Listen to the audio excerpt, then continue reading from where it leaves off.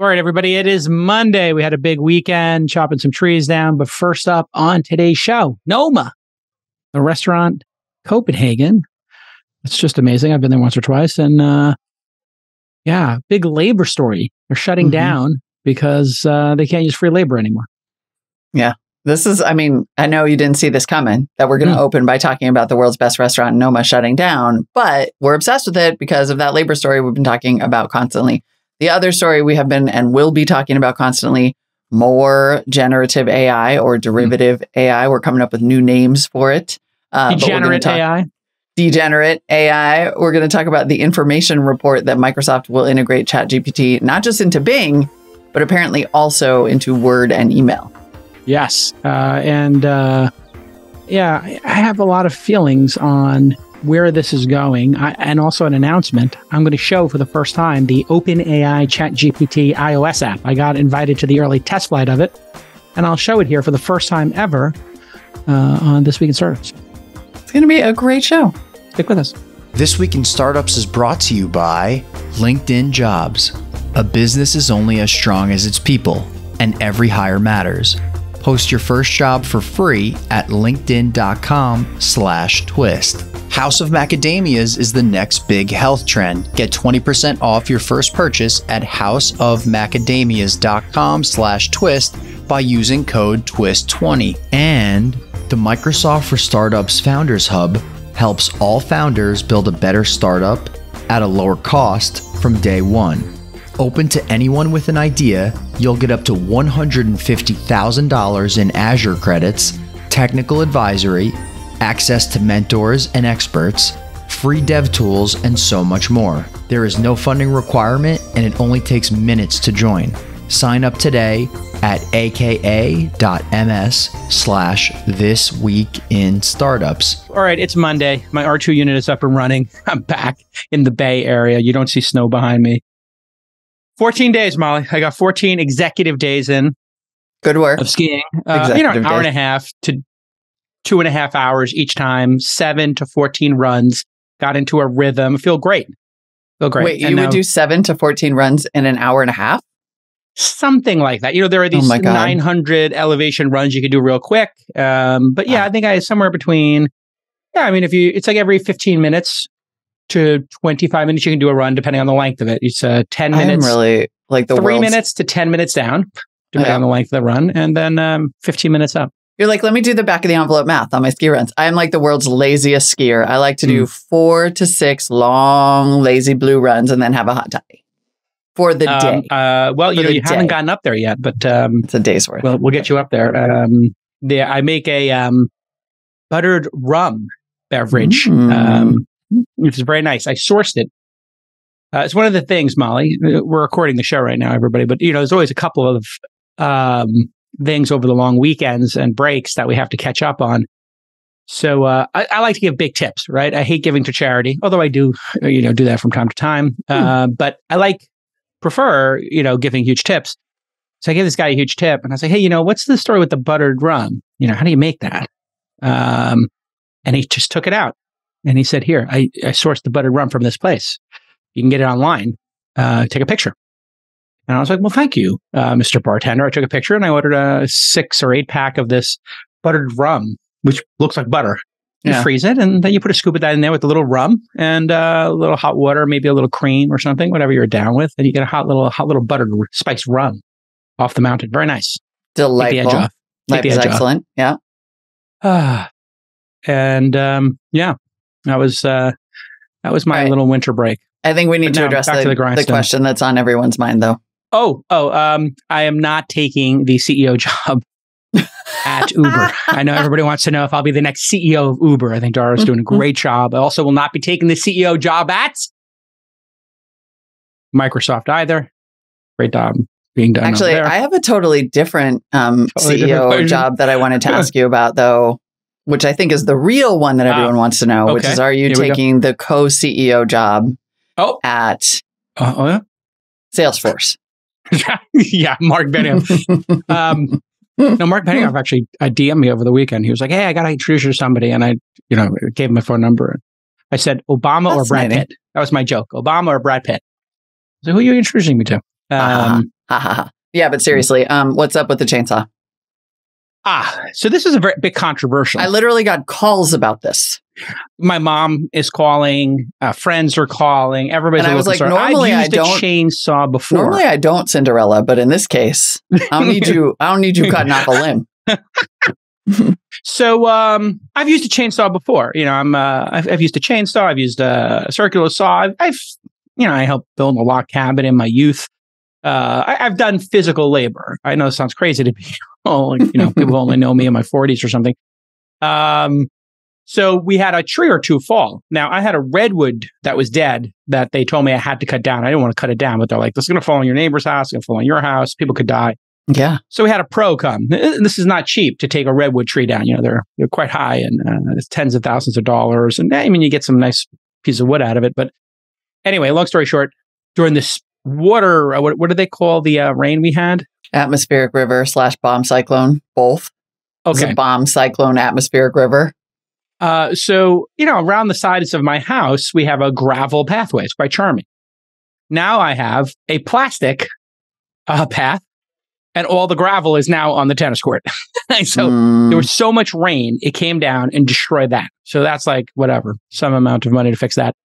Then some water got in the gym, and the wood floor now looks like it's the deck of the Santa Maria or the Nina. Oh, no. It's like warped wood. So I got to rip out $20,000 worth of flooring. I mean, I maybe this stuff will be covered by my insurance. Who knows? Anyway, so it was quite damaging. And a tree fell, and then there's another tree about to fall in the front yard. And, it's going to be like 10 grand to chop this thing up. And I'm like, everything in the Bay Area is 5 to 10 grand. And then when you get the bill, it's 12 to 25. You even in the East Bay, I think the East Bay numbers, you just cut it by about 20%. And you're like, hey, I need to get this thing done. They're like, hey, that's 3,000 to 8,000, right? Yeah. Then you get the bill and it's 5 to 15. 15 always, yeah. Uh-huh. Yeah. So listen, I'm not, manual labor's hard. I guess that's why they put the word manual in it. But I'm like, it's Sunday. I don't want to sit in front of my computer. I'm goddamn sick and tired of doing emails and Slack messages and dealing with the down market. It's never ending. Yeah. And just be responsive to email all day long. So I decided I would go buy a chainsaw and cut this goddamn tree up. And so I watched a couple of videos on YouTube about chainsaw accidents. And they fall into a small subset. And I got in my new Suburban. I bought a Suburban while I wait for my Cybertruck. So I have a Suburban. Did? Yeah. I always wanted to have a Suburban. Yeah, it's a sick car.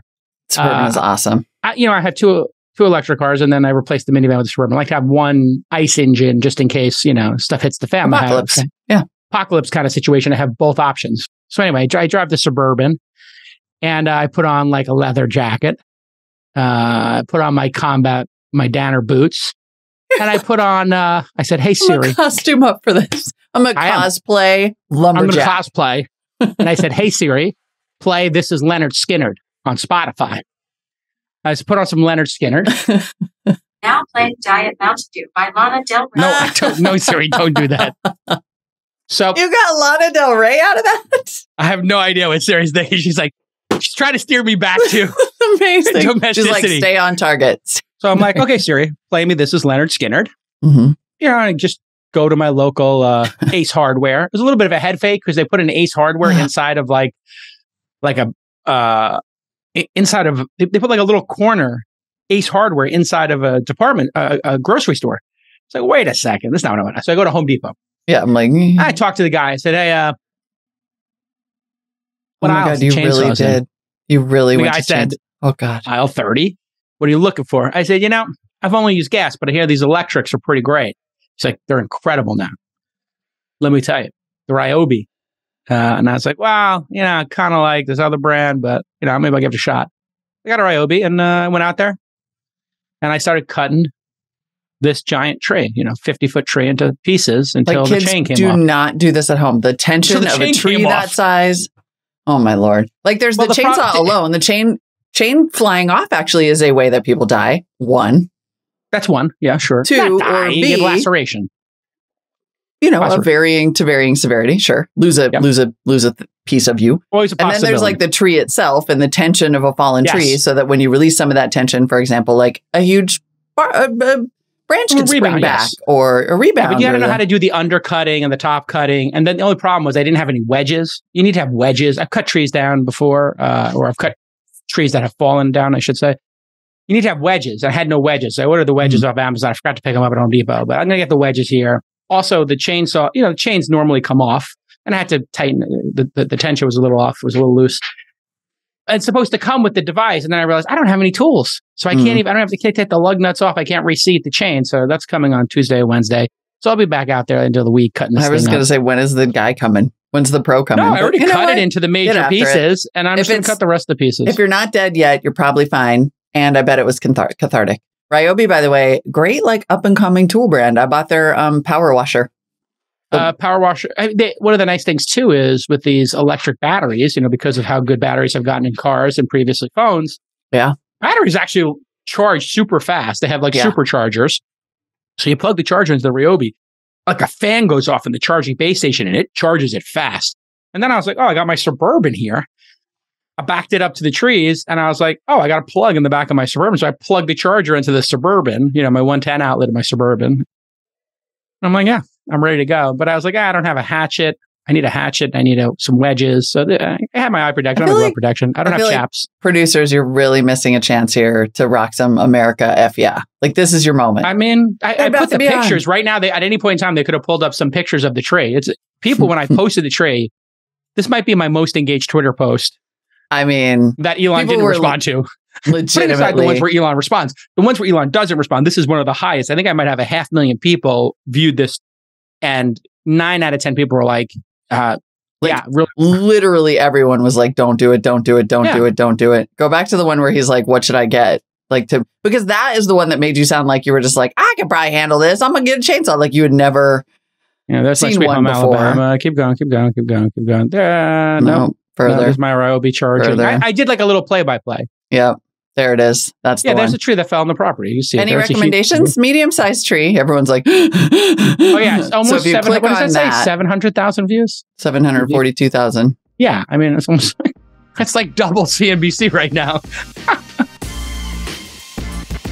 If you're a small business owner and you manage hiring at your company, you know that success in 2023 will depend on the team members you surround yourself with. That means when you're hiring, you want to use LinkedIn Jobs so you get the most qualified, the most motivated candidate. Well, LinkedIn Jobs is your secret weapon. How? Well, they match open roles with the people who have the skills, right? You've seen profiles now where it puts people's skills. You also want people with the values and the experiences that you're looking for, right? They have to be a culture fit. They got 875 million members. The march to 1 billion at LinkedIn continues. And these are the most qualified people. They take the time to maintain a profile on LinkedIn. So they're very proud of their professional achievements. That's just natural signaling that they're the people you want to meet with first. And if you got a strong following like me, and I suggest you invest in your LinkedIn following, you can add the purple hiring frame to your LinkedIn profile. Yeah, you ever see on mine, it says hiring, it's in purple. Well, that spreads the word. Every time you post to your network, every time somebody comes to your profile, they see you're hiring, they click on it, and boom, now you're going to get inbound that's even more qualified, right? These easy to use tools are built into LinkedIn Jobs, including screening questions, which I love. They filter out the drive-by, non-serious candidates. So it's really simple. The most qualified people in the world are on LinkedIn. We all know that. And in 2023, you want to stack your team with those A players, and the A players are on LinkedIn Jobs. And that's what we did at launch. We've hired so many great people on LinkedIn. LinkedIn Jobs helps you find qualified candidates that you want to talk to, and it helps you do that faster. Post your job for free. LinkedIn.com/twist. That's LinkedIn.com/twist to post your job for free. Terms and conditions do apply. The view count is weird though, because the view count is a very revealing engagement metric. It is, isn't it? Yeah. They originally were going to do it, Molly. I remember in the early days of Twitter. I'm not sure it's as... And they didn't do it because they didn't want people to feel bad who were new to Twitter. So, 3 people saw my tweet, when you're starting out. Right. But I think what it has done is for people who have a big following, you're like, oh, wait a second. 10,000 people is a lot of people. It is, except that then when you see that, I feel like it doesn't. Okay, we're going to do our first story any minute now. Thank you, producer Nick. But I feel like it doesn't have the effect that it should have, because what it really showed, like, for example, when somebody's like, oh, you should come and speak because you have this big Twitter following and a lot of people come and listen. And I'm like, actually, only like 1% of them actually are real or engage or whatever. And the follower count to then replies and retweets and whatever kind of tells that story in a potentially unflattering way from like a brand or engagement perspective. If you are an old brand or you were on the suggested user list, it's pretty brutal because what happened was 1 billion people signed up for Twitter in the early days and then never used their accounts. Yeah. So follower count is probably off. If you were on the follower list, like there were people who were gifted being on the follower list. I offered to pay $250,000 to be on it. I wasn't on it, but you'll see like certain people got 1 million followers, 2 million followers, and some of them were journalists. I won't say which ones, but then you look at their actual view counts. They got 1 million followers. You're like, wow, this person's balling. But then they have the same, 10,000 or 20,000 people viewing. You're like, wait, 1% of 1 million, 10,000. So what's going on here? And it was, when you signed up, it automatically signed you up for 50 or 100 accounts, in the workflow. Yeah. This is interesting. Now I'm looking back at my tweets. Okay, no, I'm on target. I'm staying on target. All right, we have a bunch of Monday news. By the way, the best piece of advice, though, was David Sachs's reply. Did you see David Sachs's reply? Yes, to survive. I was like, how am I in this position where I'm like, yes, David Sachs, you are correct. You could be friends with a Republican. This is how I started 2023, you guys. This is what Jason has driven me to. You liked a David Sachs tweet. David Sachs is right. And then a lightning bolt hit my house. That's what happened. See, because he had sent a piece of advice that was advice for 2023 prior to our survival for startups. And then he said, see previous advice. It's pretty funny. Yeah. So anyway, I thought that was, it's a good time, doing a little physical labor. I've decided now I want to do some physical stuff every day. I'm in my 50s. I got to get out there and do stuff. Also, I want to move to the mountains. I've decided I want to live in the mountains. Let's all go. I feel like I want to live in the mountains. I got Starlink. I got the, high-speed internet, and then I'm getting the Gentech generator. So, and I'll probably get a Powerwall or two. So I'll have triple electrical and double internet. That should be more than enough. Yeah. Even during ski season. And just get like a little pied-à-terre, a little apartment in the Bay. I already have that. Yeah, the old office. The old office. Right. And you could crash there. So, I like being a mountain man. And hey, and Jeremy Renner, get well soon, brother. Oh my God. That was crazy. Jeremy Renner lives up in Lake Tahoe by me, and or maybe Reno, same area, in the mountains. And he had a snowcat, and it fell on top of him, apparently. But he also is kind of like a handy guy who's up there living this lifestyle kind of thing where you get back to nature. So. And his own awesome snowcat that he bought so that he could be super independent and plow people out ran over him. Yes, it fell I'm just over saying he could also be considered a cautionary tale. Yes, about getting too cocky about doing everything yourself. I'm just saying that's an option. I think that's a way to think about it. It's I'm not on a snowcat yet, but I do have a Suburban, so I'm on my way. I was actually literally, this is how insane I've gotten. I can't believe like Montana Molly is over here just like, can you just be careful with the tools? Like I literally started looking up like, hey, how do you put a snowplow in the front of a Suburban? Can you do that? Can you put you can for sure do that. And you should. And I was like, then I can clean people's driveways. And then I realized, oh, wait a second. I'm a 1%er. There's a service that already cleans my driveway that I'm already paying for. I don't need to. You're like, I'm not paying for the chainsaw thing, but. Yeah, I'm not paying for that. But you want to feel a lot of news going on. Yep. And also, by the way, it falls under austerity. I am in full austerity mode. Just because I feel like Jerome Powell is trying to break everybody. And I'm like, all right, pal, you want to break me? Let's go. I'm cutting my own tree down. I've already been making my own Café du Monde cold brew coffee. So that's money Blue Bottle's not going to get. Blue Bottle can lay some people off. The poor guy who was going to cut this tree down, he lost a 5-10K job. His kids are not going to college because I'm going to also do my neighbor's 2 trees. And so that's 1 year of college his kids are not getting. And that's it. Break the economy, Jerome Powell. You wanted us to take austerity measures. That's it. Here we go. I'm moving to the mountains. This is really like the all-in influence. No, I just feel, like, when is it going to end? It's a disaster. It feels like a disaster movie. That jobs report on Friday was amazing. Like it's the weirdest economy ever because it's super unevenly Explain to me felt. What happened. The jobs report on, hold on, I got to look up the specific numbers because I don't want to screw it up. We got more jobs. Yeah. Than anybody had expected. It was like booming. It wasn't like booming, but it was a market that topped expectations. The unemployment rate is 3.5%. We still cannot find people to work at wage growth was, and for the Fed, God help us, because this is how our economy works. For the Fed, this is good news that wage growth was below expectations. Right. Meaning wages are not, and if you annualize actually inflation over the back 6 months of the year, it's at 2.5%, exactly where the Fed wants it. So actually the stock market is booming today because they're who knows with the Fed, but everybody's maybe the rate raising will not be as aggressive after all in February because we had this good jobs report and wages are slowing down and inflation is significantly slowing down.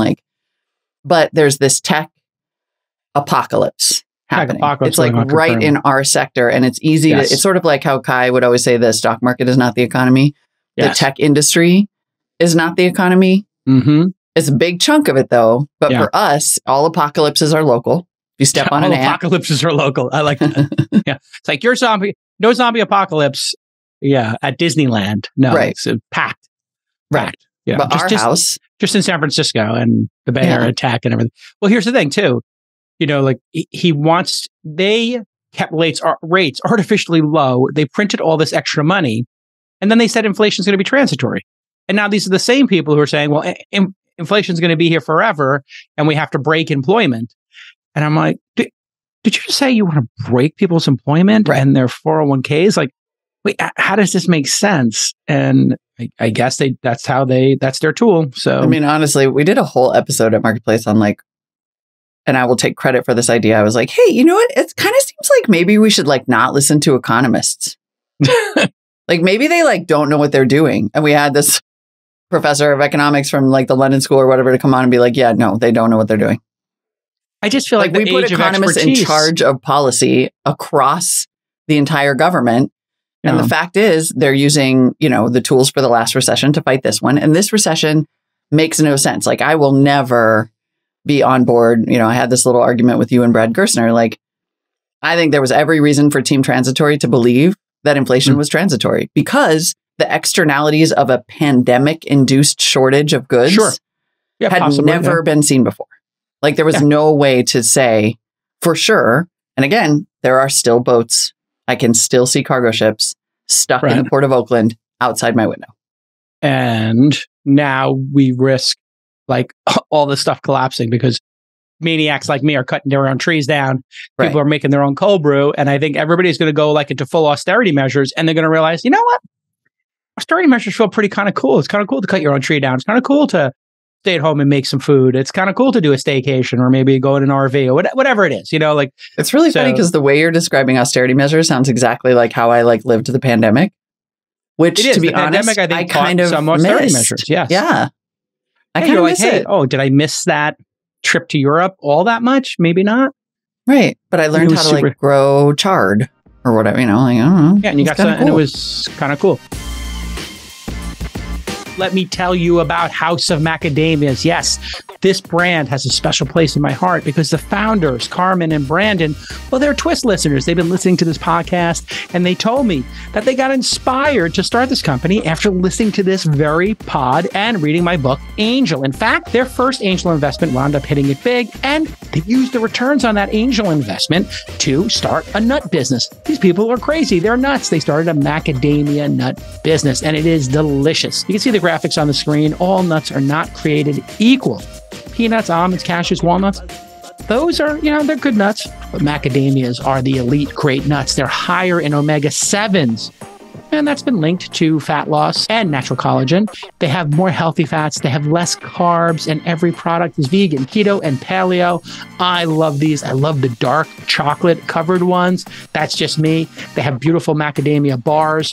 Buy some of these. Keep them in your desk drawer. That's a healthy snack for you to have. They also have some zesty, spicy ones if you're having that kind of a day. I like to do that if I have a nice iced tea. And I can pair it with a zesty salsa, dry roasted. So here is your call to action. Support a founder and have great macadamia nuts that are healthy and delicious. houseofmacadamias.com/twist. houseofmacadamias.com/twist. Right now, you get 20% off by using the promo code TWIST20. That's right. 20% off. houseofmacadamias.com/twist. Hey, speaking of growing chard, I hate to jump all over the place, but I saw this Noma story. Well, we didn't get to hang out for a while, so. I know. I just feel like this Noma story is going to just become a great debate here on the show. Story. Have you ever been to Noma? Noma? I went to Gust, which they call mini Noma in Copenhagen, because I couldn't get into Noma, but I feel like I went to the like indie band version of Noma. So I've been to Noma twice. My guy, Tyler, who was based out of Sweden for a bit and did the Sweden, the tech meetup there, became friends with this guy. And so for my birthday, my friend Tyler took me to Noma, and, like, I don't know, 8 of us, whatever. It's an incredible experience. For people who don't know, this is the height of fine dining. It's the best restaurant in the world. Best restaurant in the world, basically. And it's not for the best restaurant in the world. You would think like the best hotel in the world, the Aman, if you want to say Aman Giri, that fancy looking place everybody takes the pictures of on Instagram. I think that's $2,500 a night. My beloved Aman Hotel, Tokyo. When I went, was $1,200 or $1,400 a night. Now with the exchange rate, it's at $600 to $800. It's a pretty good deal. And I'll be going there in March. But it's only $500 a person to go to Noma. So it's within reach, let's just say. And anybody who wanted to go there, I mean, if you're a DoorDash driver, you could work, they make on average $36 an hour. So you could work 2 shifts and you still got to fly to, fly to Copenhagen and stay there and whatever. But sure.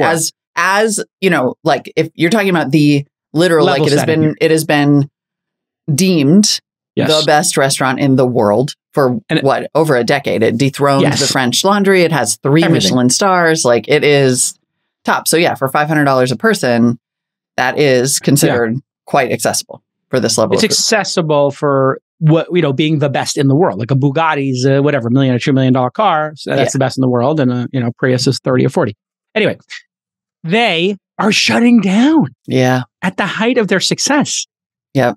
Like and we're just going to acknowledge now that no, this is not a tech story exactly, but it is right on target with the labor conversation that we've been having nonstop. And we just blew up our group chat over this morning.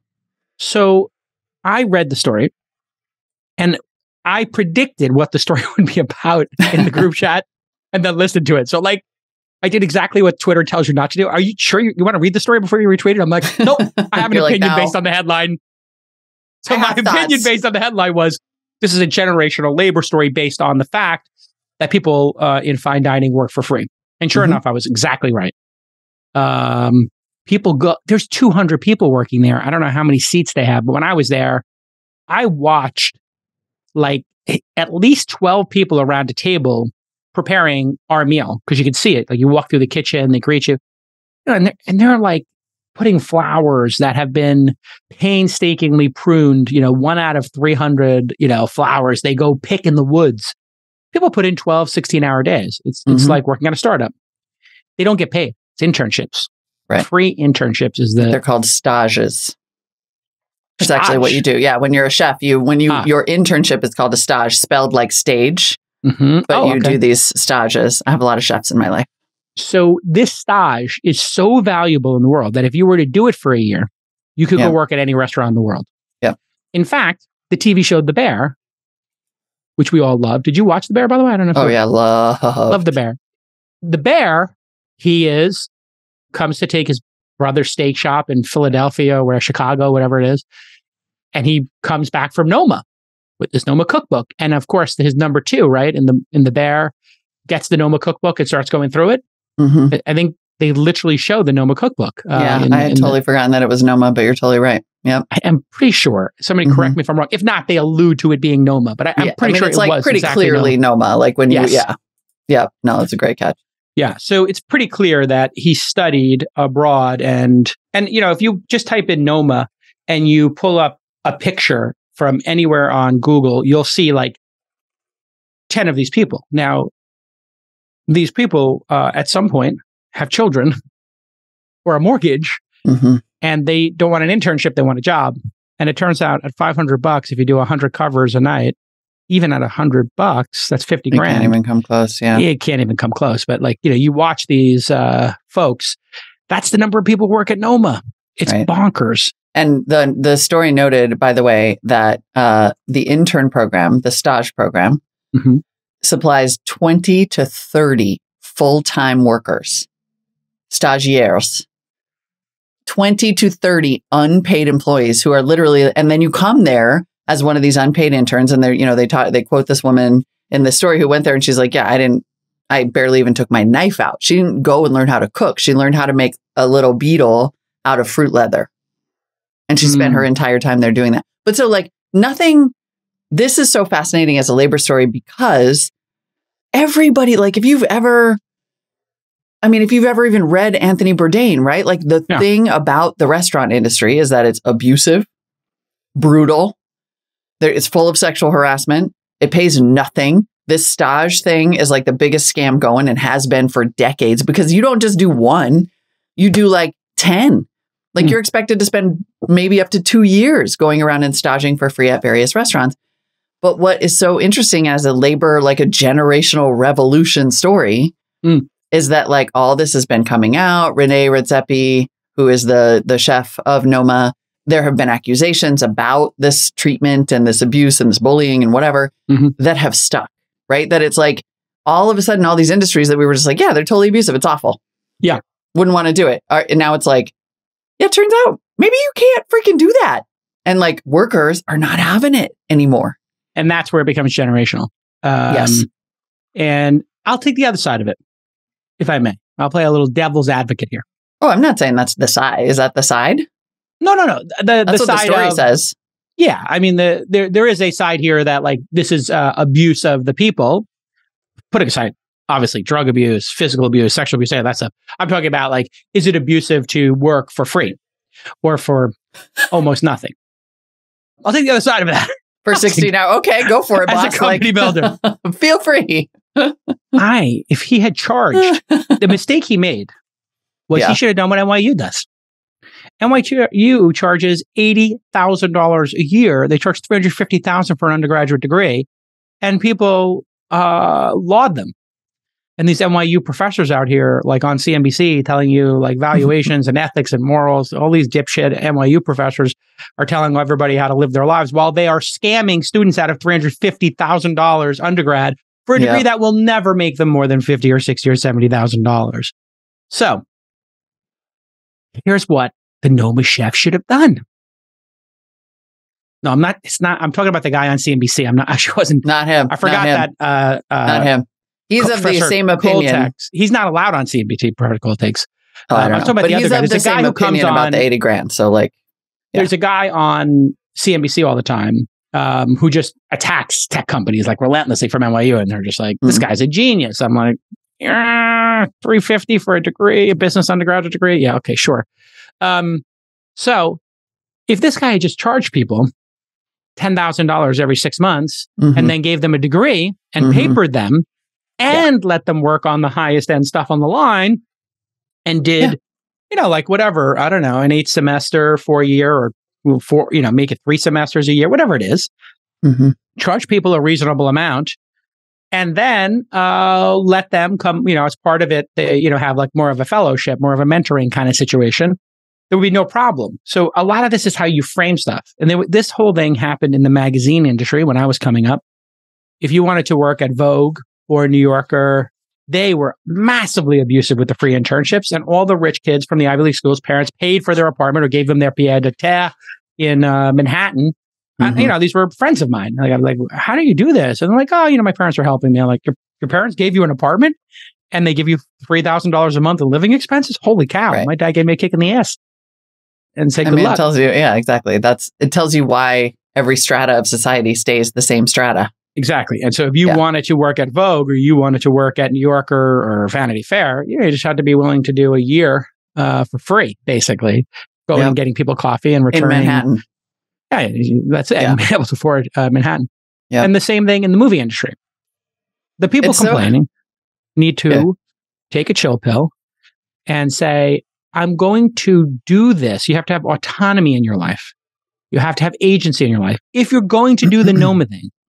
Wait, I'm sorry. Go back a second. Yeah. Who needs to take a chill pill? The people complaining who are working 16 hours a day and then whining about it. The ones who are working 16 hours a day for free?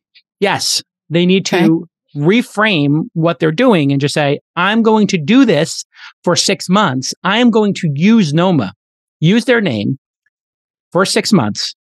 I'm going to look at it as like tuition instead of going to the Culinary Institute of America, which also is probably $100,000. I'll go work there for minimum wage for free, whatever it is, for 6 months. I get the Noma thing. I take a bunch of pictures. I write a blog about it. I document everything. I write a book, sell an ebook, whatever, make a bunch of TikToks, release them after I leave. And I use Noma to get my next gig or start my own restaurant or whatever, which a lot of people have done. But if you're going to go there and stay for 6 years or 2 years, then you're opting into being abused. You have to look at it as a stepping stone. So that's what I don't like about this, because it is kind of cool that they do allow people to intern there who aren't qualified. Now, nobody gets to intern. I don't think you can. I think you have to have done multiple free abusive stages at multiple other restaurants to even get into Noma. Okay. I will say there is 100% validity to your take. And that has literally been the attitude this whole time, right? The attitude has been, if you can hack it and you want to do it, come here, because this is the deal. Yeah. And that you can keep that going as long as you can keep the doors open. And what Rene Redzepi is finding, and this is the revolution, right? Like what Rene Redzepi and others are finding is that nobody wants to take that deal anymore. So like that has been the deal, and everybody understood the deal. And now all of a sudden you do in fact have a generation of workers. And by the way, the age range of that generation is bleeding into all of them. But you have this generational revolt, and it's fed by, like, it's so interesting how, like, historically speaking, everything comes down to income inequality. If it gets too bad, like, income inequality is a reality. It's a power law situation. If it gets too extreme, there is always revolution. And so the roots of all of this are that people are feeling at the bottom end of the spectrum that the deal doesn't work for them anymore. They're like, look, we made this deal. We know that some of you are going to get really rich and most of us are not. But if we're okay and we can survive and we can pay the mortgage and we can have a good life, fine. We will not revolt.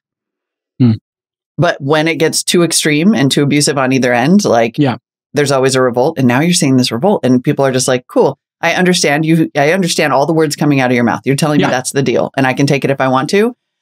I don't want to. So then all of a sudden, Noma, the ballet, like startups, right? All of a sudden, everything that has relied on people's willingness to take the deal is starting to crumble, and it's going to be crazy. A non-market deal, a lower than market deal, somewhere between 0 and, whatever, 25% less than market, right? That's where people would start to feel it, 15 to 25%. So yeah, I think that might be part of the cultural revolution going on here. All right, everybody, I wanted to take a moment to thank our friends at Microsoft. Today, we have Lahini Arunachalam with us. She's a Senior Director of Platform and Growth at Microsoft. And she actually created the Microsoft for Startups Founders Hub. Welcome to the show. Thanks, Jason. Thanks for having me. So tell us a little bit about the Founders Hub. Why did you create it? Yeah, so we built Founders Hub based on the feedback from hundreds of founders. We spoke to founders at all stages of their journey, so ones that were just starting out with an idea to those that had actually built successful companies, just to better understand what their challenges and pain points were as they were building their businesses. And we found 3 challenges that kind of rang true regardless of where they were in their journey. The first one was that founders need access to coaching and advice to get to that next milestone. The next is that they need to accelerate the time it takes to actually build an MVP or their second product or their next set of features. And of course, founders need capital to actually keep them afloat as they continue to build their companies.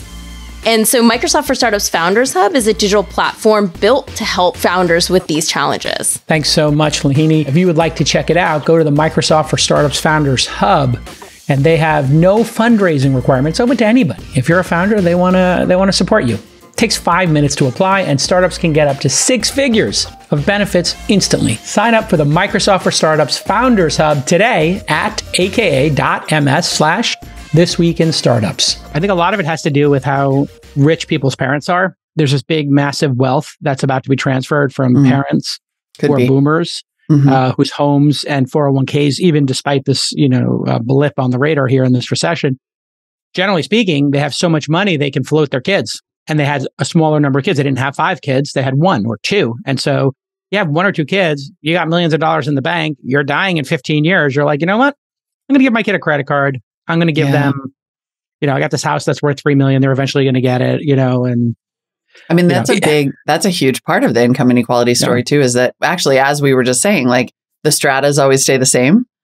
Like generational wealth is now baked in. So if you're in that upper end of the spectrum, you're going to stay there and you don't have to stress and you don't have to work. And if you're not, you're probably feeling, the reason people are not taking these deals anymore is you're probably feeling like you're never getting out. But also you're totally right. Like if you're the kid whose parents could afford to send you to culinary school and you had all of those opportunities and then you're just like, no, I'm absolutely not going to go get my ass kicked 16 hours a day by this nut job. Yeah. I had toyed with this at a moment in time because so many people want to come work for me and learn to be venture capitalists, right? And I was like, and I get no less than 20 emails per week. I'll come work for you for free. I'm like, I know that email. That means I have to mentor you. I have to take all this time. You're going to bounce the second you get an offer. Like, no, it's not worth it. Right. So we don't do internships. Everybody's like, oh, every new person who comes to work for me, hey, let's do internships. I'm like, nope. Let's hire world-class people or develop world-class talent. Either we're hiring Steph Curry and Draymond or we're developing Steph Curry and Draymond. That's just my philosophy. Either we're going to, they recruited Kevin Durant or they developed, I think they developed, right? Steph, Clay, and Draymond on the Warriors. So that's just my approach to it. Like, I don't want to deal with this. I don't want somebody resenting me, et cetera. Right. But I had people who said, or like the Oakland A's. Okay, yeah, sure. Moneyball. And I had people offer me all the time, like, hey, I'll pay you to take my child and teach them and give them an internship. And I was like, well, that's interesting. And then I was like, I still don't want to deal with it, And then there's like this Kauffman Fellows I found out. The Kauffman Fellows, I'm sure it's a nice group of people. I don't know if it's a for-profit or nonprofit. You've heard of this group, Kauffman Fellows? I know. Here in the Bay Area. It's basically like you get a fellowship and then you learn how to be for VC. Venture capital. And I was like, oh my God, that's so charming. How great. How does one, I'll refer people to the Kauffman Fellows, who are, looking to break into VC. Oh my God, this is so generous of them to, provide this service. You do 2 years here in this holistic program. Do they pay? It's mad expensive. Of course it is. It's like the greatest racket I've ever seen. Yeah. I mean, it's just an MBA. It's just like a different, hold on a second. I got to pull you up. Okay, hold on. Guess. Don't look, Molly. I'm not looking. Oh, okay. Tuition for the 2-year program. It's a part-time program, I guess. Or you can't work during it. It's a 2-year program. Yeah. Guess God, it must be. It rendered you speechless. Is it more or less than a Suburban? The base model or the grand model with every single feature that I got?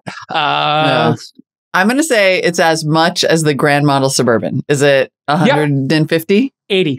It's 80K. I think mine was like 85. That's one of the reasons I wanted to buy a Suburban. It's a very reasonable price. Pretty reasonable car. Yeah, damn. Given it's $80,000. Kauffman Fellows is $80,000. And you don't get a degree at the end of that. So you pay $80,000 for this 2-year program and you get warm introductions?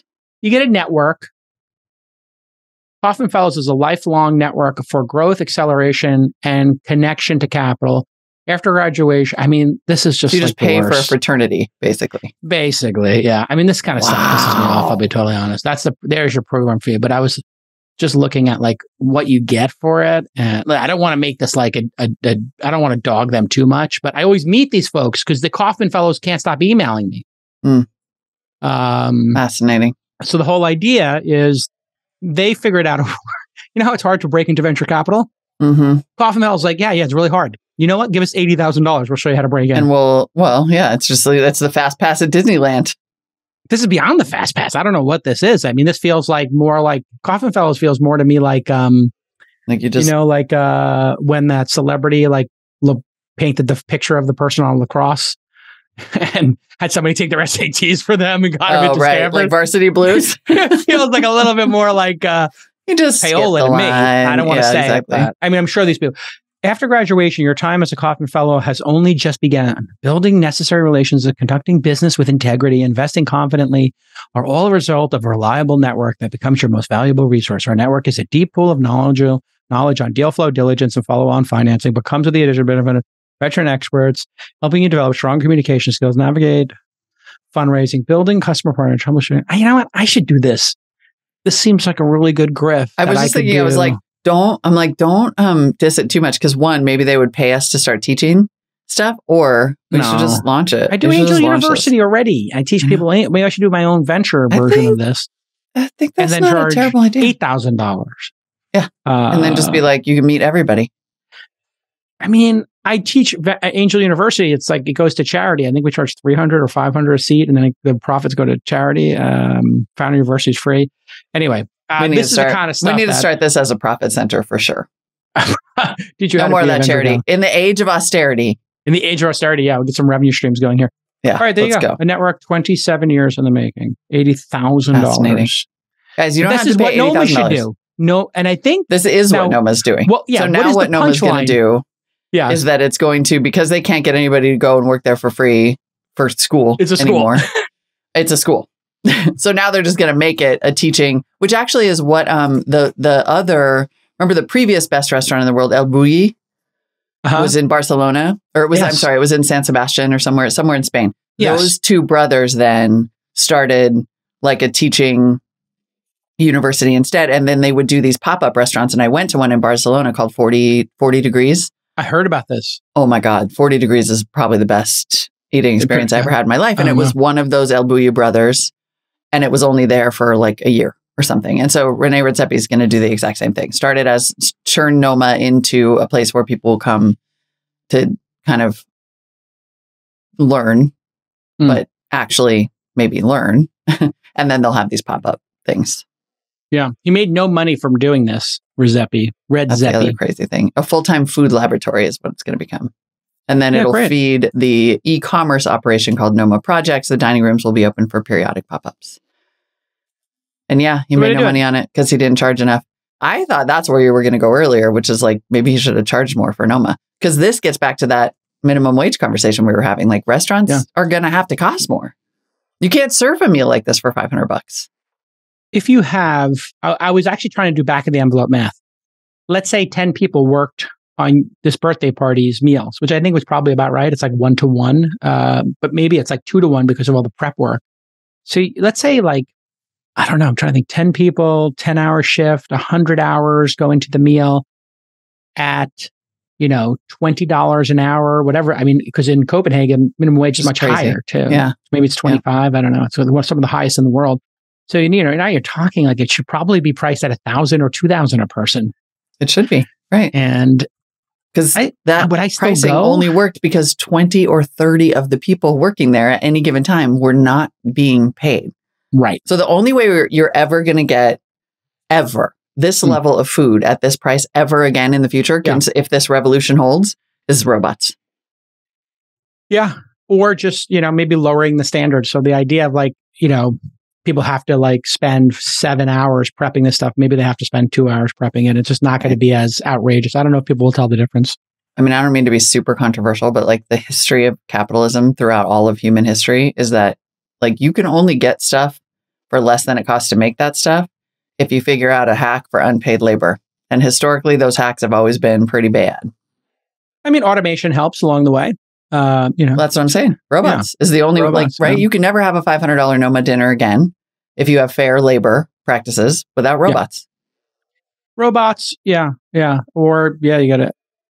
I also wonder if like some of the dishes they did, if the people who were eating it would even know the difference if they spent half as much time on it. I think the answer is half of the effort is for the chefs. Like I think at least half of it is for them to feel like they did something elite. Yeah. That's kind of honestly why I sort of swore off fine dining after I went to like Atelier Crène in San Francisco, which was amazing or whatever. But I was like, you know what? I'm kind of tired of like as a customer. I'm also kind of tired of just being like, this is your vision. Yeah. And I'm just here for you to force it upon me, if you will. Right. It's just like, okay. Like 3 hours also is a little too much time. I Oh my like God, it's way I too like an much time. omakase if it's like 10 dishes or less. Like I can do that at a Japanese restaurant. But when you get to fine dining and it gets to like No. the 16th dish, I feel like you got to wheel me out of the place. It's a It's little just like much. Christopher Tennant and the whole, right? It's just like, it's like these artists being like, this is my singular vision and I'll do whatever I have to the people and the customers in order to achieve it. And I'm like, oh, okay, I'm not interested. I guess we should touch on talk this about tech or continuing whatever? ChatGPT taking over the world. OpenAI's relationship with Microsoft we keep turning over cards there. You know, we had I guess last week we talked a little bit about my prediction that like this would find its way into search. And obviously a lot of startups are being built around SEO, copywriting, journalism, anything to do with writing or images. This kind of derivative AI, I like to call it derivative AI because I think they're building things derivatively off of other people's work. So I'm going to dub it derivative AI. Interesting.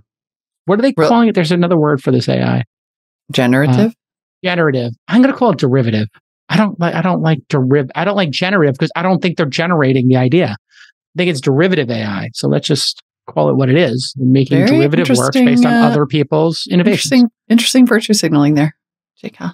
Now you're trying to paint me as the lefty. I'm just trying to protect the artist here. Yeah, generative AI. That's your virtue. I'm not saying it's negative. Yeah. I'm just saying as a literal, as a couple of nouns that go together that describe and turn into an adjective. It is, I think what we're really honing in though, is we are officially in bubble watch when it comes to these tools, like the funding for them. And then also the promise where is this all going to go and how transformative is it going to be? Microsoft appears to be starting to, at least according to the information and some other reporting, like bet the farm on integrating this into Office. Word, PowerPoint, Outlook, exactly. All of the Office suites, like basically next generation Clippy. Like Clippy goes from like Johnny number 5 to Hal. Wizards were a big part of using these, right? You had galleries. Hey, you're starting a new project. You don't have to start from a blank slate. Here is a birthday card. Here is a sales deck, whatever. But totally. Yeah. I like this degenerative AI. So generative AI, derivative AI, you put it together, degenerative. It's like degenerate AI. Degenerative AI is degen AI. Yeah, degen AI, like letter Kenny. Makes sense though. Somebody over the weekend was pitching me publicly on Twitter, a founder who had created a tool which allows you to, it puts in your drafts folders a response to every email that you get. And so you just sit in your drafts folder and you start on third base. Just like I have, remember I was using like text expander tools and there's one built into iOS. I think they call it text replacement in iOS, where you type in like a couple of characters and it expands it to be your address. It expands it to be, yes, we don't invest in biotech. Here are some resources for you. So you can basically create these little cut and paste quick keys to, reply to people quicker, but this would do it in the background. And then eventually, obviously, we'll just start replying to people and they'll reply back to us and it'll just be our AIs having conversations. Email triager is one. A bunch of these are coming out. So it makes sense. I want and this. You saw it also with Notion. Theirs was very cool. You did a segment on that on this show. That was very cool. And then it's freaking crazy. Gmail finishing the sentence. Right. As you go, like here's your next 3 words, hit the right arrow key if you want to accept. And like you typed a date, do you want to turn this into a calendar invite and all of those things? Yeah. Yeah. And then that turns into, do you want to put your phone on Do Not Disturb because it looks like you created an account? So all of these tools are getting more and more common. You're seeing investors jump at it. In 2022, according to PitchBook, investors pumped at least $1.37 billion into generative / derivative / degen AI companies. Across 78 deals, that was almost as much as they had invested in the previous 5 years combined. And all of this leads us directly into our startup of the day, actually. Yeah. Which is a company called, I'm assuming it's pronounced XetHub. It's XetHub, like GitHub, but Zet. And in fact, it is meant to be a GitHub for intelligent tools. So it was founded by a couple of former Apple engineers who were actually part of an acqui-hire. Apple bought their company for $200 million, and it was a machine learning company. And they've since left and raised $7.5 million in a seed round and launched a public beta of this company that basically provides data storage for AI for people who want to build these intelligent tools. So the idea is you've got all the things that we just described, like the autocomplete in Google, in Gmail, and you've got iOS being like, let me put your phone on Do Not Disturb. But you also have a bunch of developers who want to build those tools for every other company. And the key to building any AI tool is data and data sets and access to data sets. But if you're a single developer or like a tiny little company, you don't have, either you can't afford or you can't primarily store a terabyte, 1 to 100 terabytes worth of data is what it takes to train any of these models. So XetHub comes along and is like, all right, we're a data repository. We will store all of these data sets and let you access them. But, and other companies do this. So it's like AWS, but for data storage. But they'll also let you contribute and collaborate on the data sets and then provide data governance, like tracking of what changes have been made within the data sets to make sure that it doesn't get corrupted, because your AI tool is only as good as your data. So there's this like really interesting plumbing layer where companies are starting to be able to raise and create solutions around offering you the fundamental layer that you can build on. I think it sounds like a great idea. It's genius. I think we're going to hit commodification. So while ChatGPT is raising at $29 billion, my belief is open source is going to win this. And I believe open source needs to win this.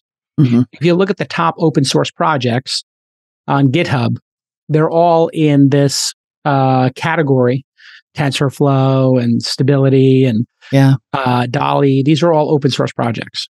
And remember, OpenAI was an open source nonprofit and then flipped to a for-profit. Now they got a $29 billion. The insiders, I understand this tender offer for $300 million is not new shares, it's existing shares. So it's $300 million being sold by people. And this is my unpopular belief of the day. Open source community is going to win this. They need to win it. And I think the value is going to be in the data sets. And then people are going to just fork all of these public models and keep contributing to them. Therefore, the idea that like right now, OpenAI and ChatGPT allows you to do this is going to be like, yeah, there's 5 ways to do that. And everybody's training on the same data. And can you bring, producers, can you bring up the reply to Jason's tweet right there? Oh, yeah. Did anybody reply? Yeah. That first reply is kind of everything. It's everything that you're saying, but it's everything that XetHub just launched. Yeah.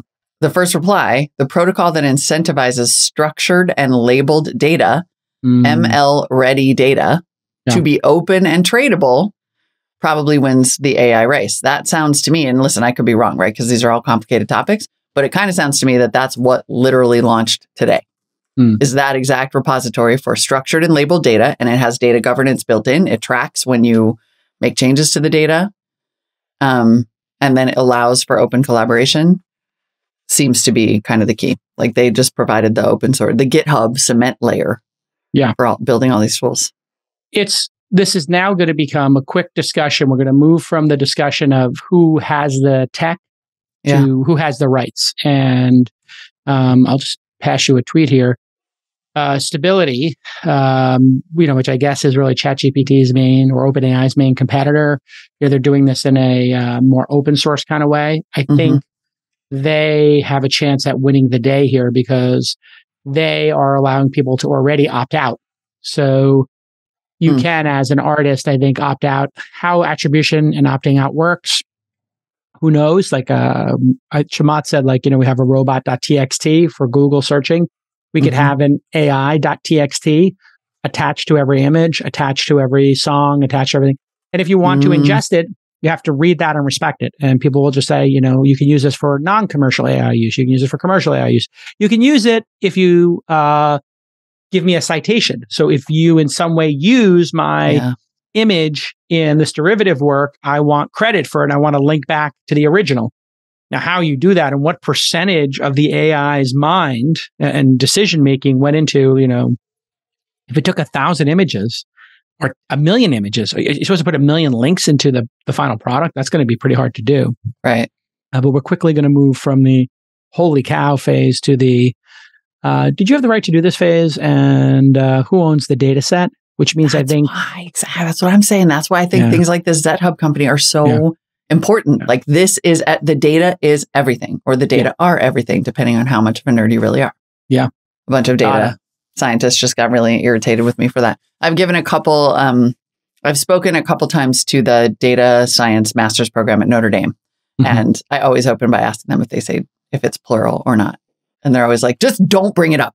Anyway, the data sets are literally everything here. So the ability to be able to do this collaboration, to be able to do this data governance and labeling is how you will get to attribution, but also how you will get to trustworthy generative AI, whether, you know, like you'll be able to say, this is a legit data set or not. This one's basically pirated over here. Yeah. Put it in the bin. And people will still access that. Has anybody caught ChatGPT using their information? So, you know, when we did like a lot of these tests, ChatGPT or the first or second result in Google, right? We never connected the two, but is there some long tail piece of content, like how to do a party plan for, you know, X, Y, and Z? And X, Y, and Z are, you know, incredibly niche things. And it pulled from one document. And then you compared the result of ChatGPT's to that one document. So if it was like, hey, I want to do like a crossover Greek and Japanese Christmas dinner. And ChatGPT was like, yeah, well, here's how you do like your lamb sushi with some Christmas, presentation. You'd be like, okay, where did that come from? Has anybody linked the two? I haven't heard of that yet. And I wonder if they built into ChatGPT the ability to say, if this is using less than 100 sources, don't return a response so they don't get caught cribbing somebody's information. I mean, it seems to me that if these tools that are being built are powerful enough to generate this information, they're 100% powerful enough to cross-check the information. We're going to be having a long conversation about the definition of derivative. And by long, I mean probably the next 10 years. But also, I did want to note that I saw like Friday, I guess, what's today? That New York City's Department of Education has already banned ChatGPT from public school devices and networks. Yeah, exactly. Like, good luck with that. But that, again, when we think about this kind of growing bubble, it's going to be the various shovel builders, like the data set reliable data set providers, and also utility. So like someone's going to build a ChatGPT checker. Check for ChatGPT in your home or whatever. I have some inside information. I was invited to the TestFlight. This is breaking news of ChatGPT. It turns out ChatGPT has an iOS app that they're testing. And I just sent you a screenshot of it to our group chat. And here it is. So as you can see, I was just asking it like Bill Gurley's height, and it keeps a history of it. So this is, no, I'm not joking. Somebody from the team over there sent it to me. So for the first time you're seeing, they have and I was asking Bill Gurley's height, and then I asked it to write a short play about like people debating the biggest political issues. And I did that while I was taping All In. And what's interesting about this is it keeps your threads, as you can see, in a nice history here. And you can start to see like how this app would be very powerful over time, because you can search your threads. Yep. Which is pretty crazy. Now, it doesn't have an audio interface yet, except for the one built into iOS. But you could start to imagine this having, more and more features that would be very interesting. Everyone should read to see what the future is going to look like. Diamond Age by Neil Stephenson. It's an old book of his, but it's called The Diamond Age, or A Young Lady's Illustrated Primer. And there's this interactive device that this girl is using throughout this book. That's her Young Lady's Illustrated Primer. And it's basic. I think it's represented as like a book, but it's this. It's like just ChatGPT in her pocket, except that it's an agent, if you will, like a, interface for the entire world. It's super. I mean, this is like some of his most awesome sci-fi imaginings. But I've been fascinated. I think it came out in like the mid 90s, right? 95. I've been fascinated ever since I read it with this idea of just having this interactive agent with you all the time to be your friend and to give you information and to give you advice and to tell you everything you need to know. And like, this is that. You have it. You have it as a freaking chat thread, like a group message. It's pretty crazy. Check this out. Let me see if I am right here, people. I'm also sending to our little group chat a video I just made. I did a screen. I should have done a screen recording, but this is like when you can start to see how powerful this is versus Google when you have it on your mobile phone. Check this bad boy out. I'm uploading it right now. So I just did a search. What are the best restaurants in Yountville? And then it gave me like a pretty good list. And then I asked it, well, which one has the best duck? And it gave me a pretty nice response. So here I am asking it. You can see I just typed that in. You hit play. Some of the best restaurants in Yountville. And boom, there it is. It's going to just start. Now, you can imagine it reading this to me, Molly, while I was driving through Yountville the other week. It would be your Young Ladies Illustrated primer. Yeah.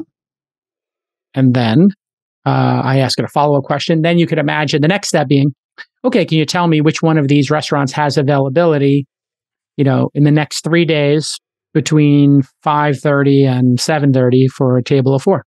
Right. And P.S. make an appointment, which the Google Assistant can already do. Yes. So I had never done that. I just recently used that to make a restaurant appointment, and it does the thing where it calls and sounds like a human. Yes. Yes. I literally saw that. Called and made a reservation and then sent us an email confirmation. I was like, oh my God. For restaurants that don't take reservations online.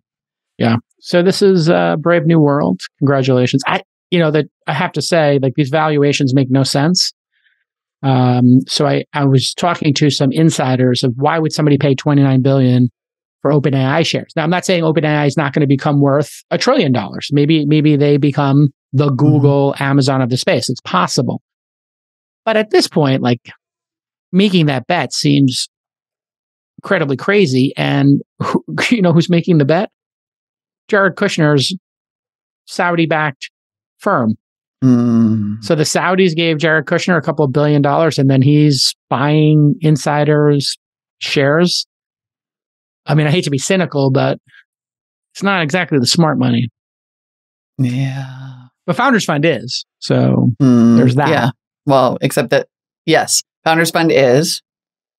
The Saudis if that's are. True. If that's Saudis true. Are not smart money. Yeah.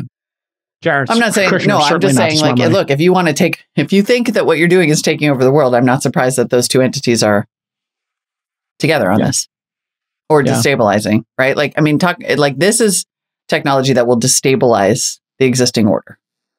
Whether that order is intellectual property or knowledge or higher education or lower education, right? Like, I'm not saying it in the like lead to, but well, no, you just said, like, we live in the future. Imagine you have this device in your pocket. It does all of that for you. New York City just banned this because it is effectively invalidating teaching. I don't know if I buy These are arguments that everybody made about Google, too. I'm not saying I buy it. I'm just saying if you thought that that was the potential of this technology, you would probably put any money you could behind it. I kind of, as I said before, I think it's going to be about the data sets. I think Apple wins health with the watch data. I think Tesla and Waze win driving with their data sets, right? All people running Waze and Google Maps have some amount of data, all the cameras on all million Teslas out there driving on the roads. But you only need to look at the Chinese to know how you should manage technology. The Chinese, because of their authoritarian nature, can do what your parents would do. Very parental, their approach, right? Like, hey, no video games during the week. Right. Hey, if you want to use TikTok, you can, but only for a certain amount of time. You got to watch math videos. You can't watch people dancing around in their underwear. Right? They banned both of those things for kids. You know what they just banned? It's illegal. It's a crime to do deepfakes. Yeah. But speaking of destabilization, if you also wanted to destabilize everything, you would start with reality, which is what deepfakes do. Just saying, this technology has a lot of potential on both sides, which is why you see China just coming out and being like, yeah, you can't do that. The Cyberspace Administration of China issued a new policy Friday designed to prevent the spread of fake news and misleading edited imagery and video known as deepfakes. policy criminalizes the publication of such content without proper disclosure that it is indeed fake. Actually, if you told me that's what we were doing here in the United States, I'd be like, reasonable. I know. If you told me you have to label a deep fake, I'd be like, yeah, sure. Why not? You should have to label an ad. Absolutely. Right. You just said ChatGPT should have to label its sources, which is basically the same thing. Like, yeah. The other crazy thing is that every kind of like sci-fi version of this is always like, well, you know, it doesn't matter if we have rules because China's going to do whatever they want. So it is kind of a weird development that China actually is like, no. They're ahead of it. They're ahead of it. EU's going to, well, I mean, we start to think about freedom of speech here, right? We start to think about, we always lean towards more freedom. So this labeling to me does not diminish anybody's freedom. No. But you would never win that argument in some rooms. I mean, if you label, when you go see a movie and it says based on true events, but, you know, a lot of these characters are fictionalized, yada, yada, and you know, like, yeah, they didn't actually transcribe what Monica Lewinsky and Bill Clinton said to themselves, each other. There was no recording of what Hillary Clinton or, you know, what a pick your Iran-Contra, like they make dramatizations of the OJ trial, whatever. Some of those are based on transcripts from the trial. Other private conversations, they are just straight up made up. Yeah. Move the story along and make it entertaining. Do consumers really know that when they put that little thing on the start of a movie? I think they do. I think we expect it's BS. I think most people know that, yeah, this is based on people's memories from 40 years ago, or they just made it up. So we're headed into crazy times, people. These are the big trends of 2023. We have a lot of show under our belts already. Do you want to quickly run through this Uber trademark? Sure. I got a tip today that Uber trademarked Uber Air. And I went to the Air. You should say that again more slowly because that's a good one. Uber Air? Air. As in VTOLs. Yeah, it's great. I mean, they've had this, they had Blade as an option inside of Uber, right? So you can order a Blade helicopter inside of an Uber app, I believe, for a long time. I know Travis tested right in New York. Yeah. And it's getting quite popular. I think I see New Yorkers once in a while, and my producers can look for a screenshot of this. People will show the cost, you know, when Uber's surging, and then compare the Uber surge to the cost of a chopper. And you can see here, in this one image, Uber X, $100, the chopper, $200, and a black car, $150. But there are times when a black car and an SUV is more than the chopper. Because I think the chopper holds 6 people, 8 people. Yeah. Takes no time at all. On that screenshot, it said 5. I mean, I would pay an extra $50 to take a chopper to JFK and not be sitting in the back of a car like, I'm going to barf. You know, I had a rule against choppers, but a friend of mine... I had a rule against chainsaws, but apparently we don't care about rules anymore. A friend of mine is a heliskier and he owns a helicopter. And I went for a ride in it, and it's incredibly safe with, you know, really great, you know, pilots, and relatively safe. I wouldn't use it commuting, but I will use VTOLs when they start things because they have the redundancy in them. Yeah. So anyway, this trademark was filed today, and so somebody just sent it to me. Yeah, this is a big one. And it seems to suggest, and listen, like trademarks are always, this is a fun tea leaves kind of game that can suggest product development over time. Doesn't always, but it could suggest that over the next few years, we do start to see Uber integrate VTOLs, which it has been telegraphing and invested. They're an investor in Joby. Yeah. Uber invested in 2020, $50 million into the 590 million Series C that Joby raised. Yeah. And then 11 months later, did another $75 million investment in Joby. And as part of that deal, Uber sold Joby its Uber Elevate VTOL business, which is smart because Uber Air is a way better name than Uber Elevate. Joby market cap $2.2 billion right now, trading at $350 a share. I think it was a SPAC, peaked at 15, now trading at 35% of the SPAC price, right? All opening SPAC prices are $10. Yeah. And Reid Hoffman, Mark Pincus were involved in it. This is like one of those, I don't want to make a J trade here live on the air. I know. I'm like, are the glasses I really do think getting a little Spidey sense here. Yeah, I think Joby has a shot at being the winner here. It's a smart guy who's running that company. The founder is super smart cat, and And yeah. So you're telling me the next time I'm JFK or flying out of JFK, I could take a helicopter for $50 more than an Uber Black, which I always take because I get so car sick that I have to be a big diva about a black car. And it would take 8 minutes as opposed to the 45 to 2 hours. Yeah, 45 is more realistic, but yeah.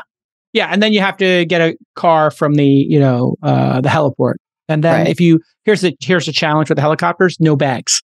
You can have a backpack or a small bag. I think it's like you can have like a really small bag, but if you have a roller or something, they drive it to your hotel separately. Really? Yeah. And how do they get their bag to the airport from the hotel? They drive that also? Like you'd have to send it ahead of time? That's a major logistics issue. When you get on the Blade, they take, when you kind of get driven to the Blade on a little bus, they take your bag and they will send it in a car with other bags to Manhattan, and that person drops off the bags at 4 hotels, and then you get your bag an hour later. Yeah, but what about when you're going to the airport, when you can't afford probably the time to get your bag an hour later? Too. That's a tricky one. Yeah. No, it's the same thing. You go to the heliport in your car. Mm-hmm. The heliport. I think it's like there's one in the. I think there's an east side and a west side one. I've flown into both actually. Well, I should say I've flown into the east. When I lived in New York, I flew into the east one, East Bay, the Hudson. There's a Hudson River one and there's East River one. I flew into the East River one with Mickey Schulhoff, who was then the CEO on the Sony helicopter one time. That was kind of fun from Teterboro. It took like 5 minutes. And then when I lived on the West Side Highway in 26th Street, I used to look out on the heliport there. That was on the Hudson River. So pretty cool stuff. Another thing, another headwind, if you will, tailwind, for Uber Air and the VTOLs is they're electric, right? Because there's a lot of pushback on the sound. Yeah, and quieter. Of course, right, it is, I guess it's less wasteful to put 5 people in a helicopter and do an 8-minute ride maybe than every single person in a Suburban for 45 minutes to an hour. But it's not an ideal climate footprint. But if you can be like, these are electric and they're quiet. There was a whole entire New Yorker piece about how irritating helicopters have gotten in New York City. So like, this is a bit, I mean, this is just going to be like very consumer there's that comedian guy who yells and screams at the helicopter guys. There is. In Central Park.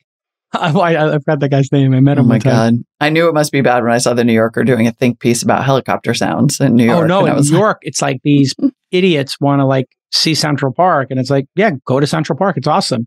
Yeah. Go to Strawberry Fields, go to the Great Lawn. Like there's, ice skating, chess, whatever. It's the zoo. There's a million things to do. And they're like, no, I want to take a helicopter over. I'm like, you can just look that picture up.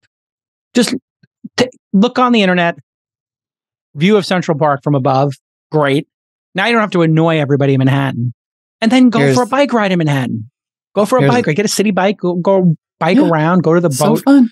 There's a citizen army called Stop the Chop in New York. This is from exactly 1 year ago in the New Yorker. The current civic mood is one of disgruntlement. And then they talk about how it's all about just freaking helicopter noise and people are losing it. Stop the Chop isn't going to take it anymore. They should let them do it like 1 day a week. They should charge them extra money to do it. It's just also too dangerous to be flying helicopters over Manhattan. Silent electric VTOLs. Like, that's awesome. At that point in time, that would be fine. Why should anybody be flying noisy chopters over Manhattan? It's so dumb. Ridiculous. They should, over the Hudson Shore, if it falls, nobody gets hurt. Over Manhattan, everybody dies. Come on.